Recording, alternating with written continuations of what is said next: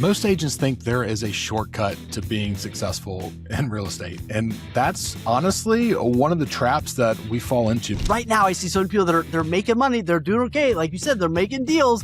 And I'm like, holy cow. We are moving into a generation of trust right now. Like people don't have massive trust with you, right? That's what we're moving into with AI and all. There's so much mistrust out there. So if you don't have a way of building trust, you're going to be in trouble. They care if you drop the ball in 2026 because they have options. Wayne, let's talk tactical real quick.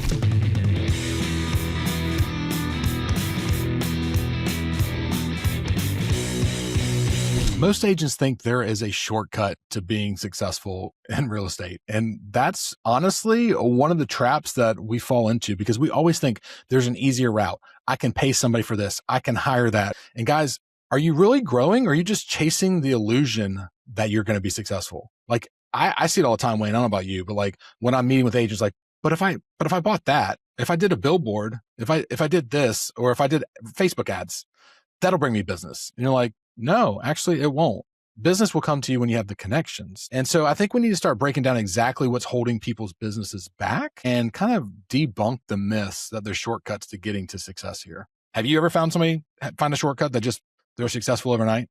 The real estate market is changing fast. And if you're still just making deals instead of creating systems so you can thrive, not just survive, I think you're going to get left behind. Like, I think that's what's happening in this market right now is people are just making deals and they're not really putting effort into future growth and business. And I think agents are focusing more on deals and they're just dealing with the burnout instead of being okay with, hey, it's going to be a little bit harder, but I'm going to build for the future. You agree with that? Yeah. Do you ever feel like you have a crystal, like, especially as a coach, right? With all the people we get to talk to on a weekly basis, like, do you ever feel like you have a crystal ball and you're like, you can see what's coming and you wish you had like some big flag. You just be like, hey, like pull over, right? Yeah. Like you're about to go off the cliff. Because right now I see so many people that they're making money. They're doing okay. Like you said, they're making deals.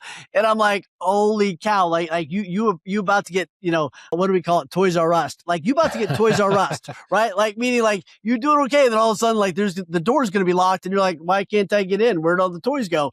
And man, there's so many agents right now that they're about to get Toys R Us hard because, right, if you look at the first part of it, like the market is different now, but do people really get that? Right. And this is so huge. I was on one of our coaching calls with an AI expert that actually helps with John Maxwell and his team. And one of the things he talks about is like, we are moving into a generation of trust right now. Like people don't have massive trust with you, right? That's what we're moving into with AI and all. There's so much mistrust out there. So if you don't have a way of building trust, you're going to be in trouble. And by the way, if you want to do that, it's got to be consistent, right? So an AI right now is doing more than ever before. You're able to get more done, hopefully, if you're leveraging it. But do you have more efficiency? Do you have more structure? Do you have better leverage? And if you don't, just doing more volume right now is going to appear like you're doing okay, and you're about to get Toys R Us. Dude, I've got a great example of this. I met with a lady. I think the world of her. She has crushed it. She's like, when you think of somebody that has just made sales, now it's a lead up. Like it's not overnight success, but like this last year, she crushed it. And we get together for coffee every once in a while. And I've taken like an affinity to her because I see it. I see it. And, she's got the motivation. She's got the skill. She doesn't have the future planned. And so right now she's just crushing deals. And I'm like, what if this happens? What if this happens? Like one small thing. And so I call it like, I'm telling you the oven's hot. So I literally called her back one day. I was like, I need to tell you something completely transparent. I want to talk to you like I wish somebody would have talked to me when I was 27 years old. And like, you're not seeing the forest through the trees right now. And we need to help you. And guess what? We sat down and we helped build out a plan of bringing on the showing agent and a TC and all these people that she didn't even think about because she's just doing deals. But it's going to lead to burnout so quickly because there's so many deals. Yeah. And it's not the same market anymore. It doesn't work that way anymore. No. And we're in such a beautiful world where you can delegate, leverage, build systems. And I think it's one of the things that AI is going to do for us the next several months is really get great at, you're going to be able to AI instead of automation, set up processes that AI takes care of from one step in the beginning where, you do a call with a buyer and as soon as you hang up the phone, that transcription gets sent to ChatGPT. ChatGPT knows what to do with it based on words in there. ChatGPT then tells, or your AI bot, whatever it is, then tells your CRM how to categorize them, what touch to put them Yep. on, when you need to Yep. call them next, right? Yep. And then it sends the email out based on your conversation as, hey, it was great to talk to you. Like, but all those things need to happen. You hang up the phone, and then 15 minutes later, all these things have done while you made 3 more phone calls. That's what the future looks like. The future is not you working harder. Right. It's not you, doing all that into the night. So the key is, how do I protect my time more? How do I actually make fewer decisions? How do I make a decision once instead of 15 times? So it's like, hey, a buyer that's looking to move here in the next 6 months, here's how we take care of them. Let's make that decision once instead of every single time I talk to a buyer that's moving here in the next 6 months. And that's going to be the magic. Hey, really quick, you know how YouTube works. Like and subscribe so we know this is working and it keeps pushing the content out. Yeah, this is what we do as a passion project. Wayne's got his own coaching, I got my real estate, but we've come together because we want y'all to learn from all our scars and mistakes. So that like and subscribe means the world to us, because it means you care, and it means we can keep giving, and also it makes us look cool with my mom. Absolutely. And I think what agents need to realize is what worked in 21 to 25 is not 2026, right? No. With technology emerging, and now it's two years old, AI for the most part, they're expecting now more quality touches because they know you have help. Back when it was 21 and 22 and you could just fog a mirror and sell a house because everybody wanted one, they didn't care about quality because they knew you were busy and they're just trying to buy a house. Now, when they have options, they're looking for quality. They're looking for time. They're looking for efficiency. They care if you drop the ball in 2026 because they have options. So I think that's where you got to build that. Now, what do you think about this way? Like, imagine that you have 2 HVAC companies. One of them is going to say, hey, we'll probably be there on Tuesday. Who knows, right? The other one goes, hey, we'll be there on Tuesday between this window. And oh, by the way, when Dale, your technician, leaves, you're going to get a notification. You're going to be able to see the exact time he gets to his house. You're going to have a picture of Dale. Here's Dale's phone number. Dale texts you. He's on his way, right? That's different than I hope these guys show up in the 6-hour time window. And that's just a little example of the standard has been raised. The bar has been raised, and people's expectations, right? You might be in real estate, but the expectations are different. And if you can't have Dale's not doing that, it's all the systems and processes they've built that are doing that. And if you can't do more of that, you're in trouble. Well, I can kind of hear the eyeballs rolling right now, being like, I'm too busy. I'm a producer. I'm doing it all myself. And I want to kind of give somebody a lifeline here. And there are ways to still be a producer and a leader, even if you're a solo person. And it's leverage. And we know we talked about this, but like, Wayne, let's talk tactical real quick. You're a top producer. You don't have time, but like you said, you got to give a quality experience so the business keeps coming. How could they leverage virtual assistants or remote workers like to do stuff like that? And I think there's a couple things, right? One, the first thing is like there's websites like Fiverr.com and Upwork and things like that where you can give someone a simple project. Hey, I need to build out a prompt that every time I upload my listing photos to whatever it is, it makes them look in this way, right? Can you build a prompt out for them? Right? $20, somebody's going to build a prompt, right? Whatever. So like that's step one. Step two is, right, maybe you leverage somebody else's person, right? Yeah. Hey, will you teach this or will you do this for me 5 hours a week, whatever it is? Then third is like, let's go get an assistant.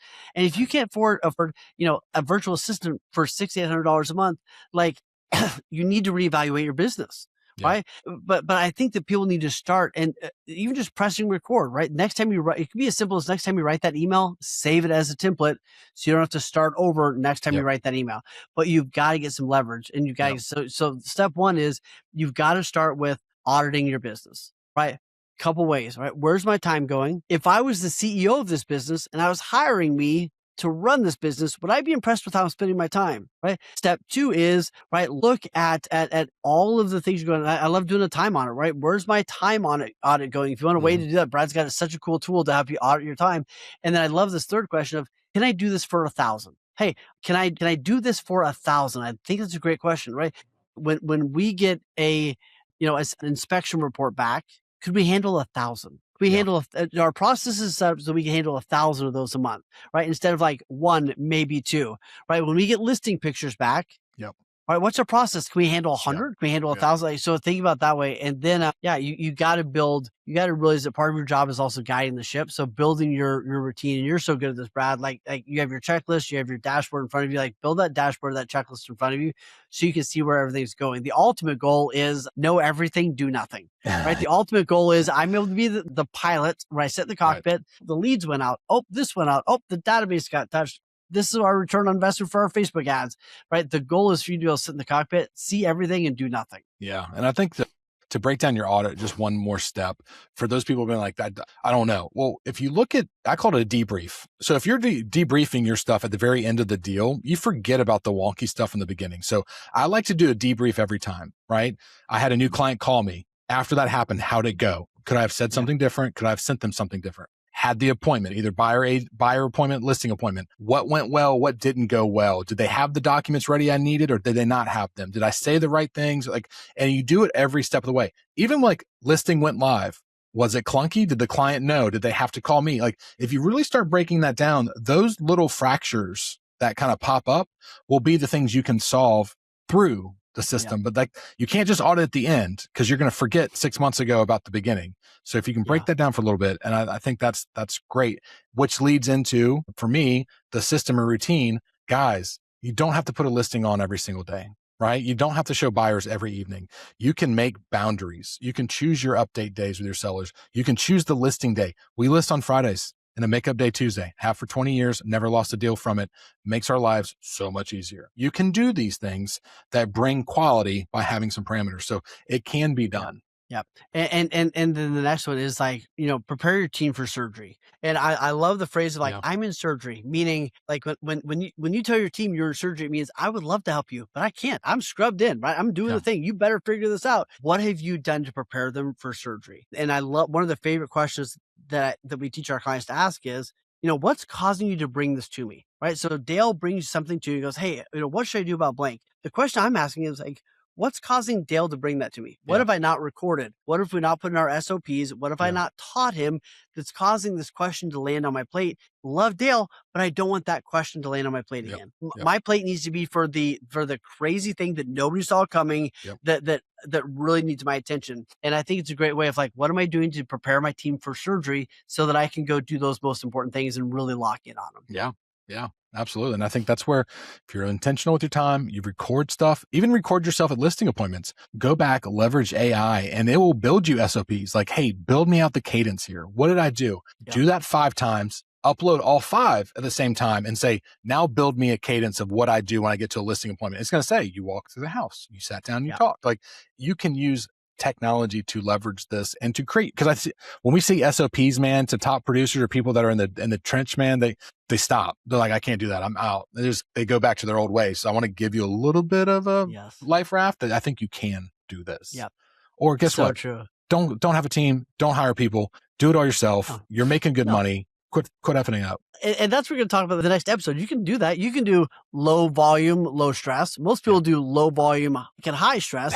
What we'd love for you to do is figure out how to do a high volume and low stress. That's what we're going to get to, right? How do you do a high volume, right? And high freedom. And it's possible if you go through the success path, if you go through what we teach our clients all day long, which is a lot of what we're unpacking. So subscribe, like, we're going to walk you through this because this shit matters. Hey, real quick, if you're liking this content, imagine having a full day immersed with people that are on this, like us, that are learning from each other. Man, we do these kind of events, these intensive, a couple times a year.